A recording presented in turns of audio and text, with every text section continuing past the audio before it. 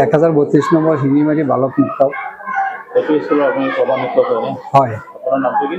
নুৰ মহম্মদ। আপোনালোকে গুণোৎসৱৰ ফলাফলটো কেনেকুৱা? যোৱা বছৰ কি পাইছে?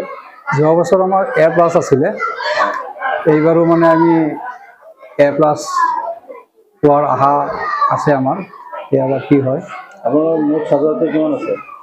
আমাৰ মুঠ ছাত্ৰ ছাত্ৰী 5 শ্ৰেণীলৈ 154 জন। গোটেইকেইজন আহিছে নে ড্ৰপ আছে? গোটেইকেইজন আহিছে, আমাৰ এবচেণ্ট নাই। আপোনাৰ আজি মানে অন্ত পৰিব নেকি প্ৰথম পৰ্যায়ৰ গুণোৎসৱৰ? আজি মানে আমাৰ নগাঁও জিলাত মানে প্ৰথম পৰ্যায়ৰ আছিলে 7, 8, 9 তাৰিখ, আৰু আমাৰ বিদ্যালয়খন মানে 9 তাৰিখ তৃতীয় দিনা আজি মানে অনুষ্ঠিত হৈছে।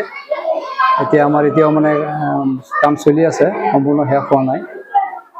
গুণোৎসৱৰ দ্বাৰা অঞ্চলৰ শিক্ষাৰ্থীসকলে যিটো পদক্ষেপ লৈছে বা শিক্ষামন্ত্ৰী, ইয়াৰ দ্বাৰা কিয় লাভালাভী হ'ব নেকি ছাত্ৰ-ছাত্ৰীসকলে? নিশ্চিত এইটো মানে এনেকুৱা এটা পদক্ষেপ, মানে এইটো আমি মানে আমাৰ ল'ৰা ছোৱালী মানে আজি গুণোৎসৱ আৰম্ভ হোৱাৰ আগতে যি পৰ্যায়ত আছিলে তাতকৈ মানে এতিয়া বহুত ভাল পৰ্যায়লৈ লাহে লাহে গৈ আছে। আমাৰ অভিভাৱিকাসকলো এতিয়া সচেতন হৈছে।